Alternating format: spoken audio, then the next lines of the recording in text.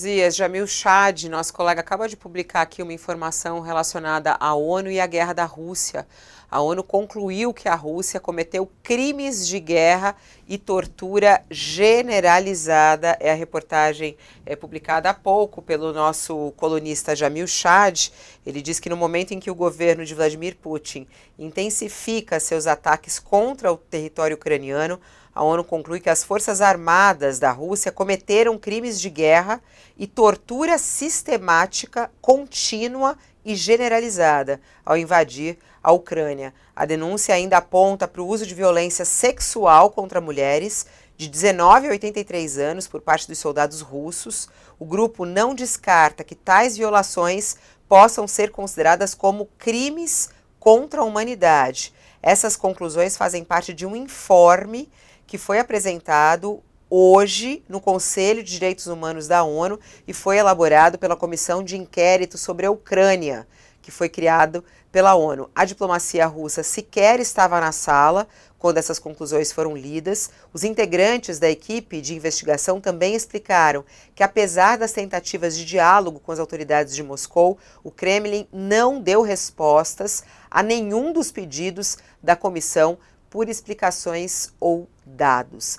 É um relatório bem amplo, Josias, e que traz aí crimes graves, crimes de guerra praticados pela Rússia. O que pode acontecer com Vladimir Putin em relação a essa conclusão que a ONU chega, ô Josias? O mais trágico, Fabiola, é que, a despeito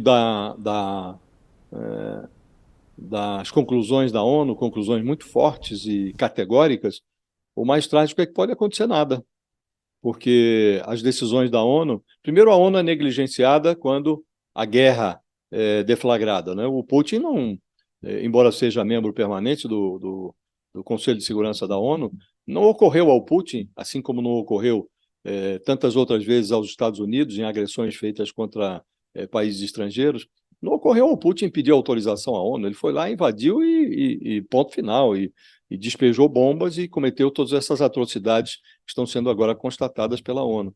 E também não ocorre ao Vladimir Putin a hipótese de levar em conta as conclusões da ONU em relação às atrocidades, aos crimes de guerra que foram praticados pela sua soldadesca lá em território ucraniano, de tortura generalizada à violência sexual. Esses crimes de guerra já foram detectados pelo Tribunal Penal Internacional. E por isso há um mandado de prisão expedido contra o Putin. Por isso o Putin se abstém de viajar para determinados países para evitar o cumprimento dessa ordem de prisão. Por isso ele faltou à recente reunião do G20, por isso ele não foi à Assembleia Geral da ONU. E isso evidencia também, Fabiola, a falta de cuidado do Lula com o manejo da sua retórica, quando disse, dias atrás, que o Putin seria bem-vindo no Brasil, na reunião que ocorrerá no ano que vem, no Rio de Janeiro, reunião do G20, que o Putin seria bem-vindo no Brasil e que aqui ele não correria o risco de ser preso. Foi um erro, o Lula ainda não deu o braço a torcer, mas é evidente que se o Putin vier para o Brasil, ele precisa ser preso, porque o Brasil é signatário do Tratado de Roma, que deu forma ao Tribunal Penal Internacional, e, portanto, a ordem de prisão emitida contra o Putin teria que ser cumprida no Brasil. Então é preciso que o Lula preste atenção também a essas decisões da ONU e que respeite um pouco mais a lógica, né?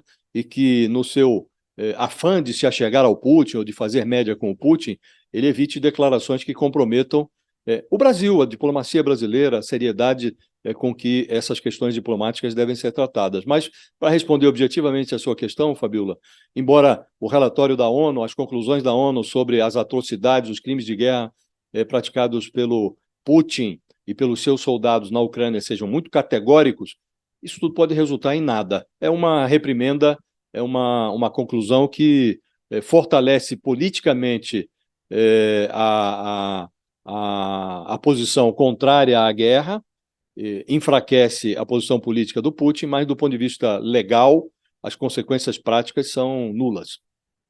Mas que também seja um alerta para o discurso do Lula, né, em relação à Sem questão da dúvida. guerra.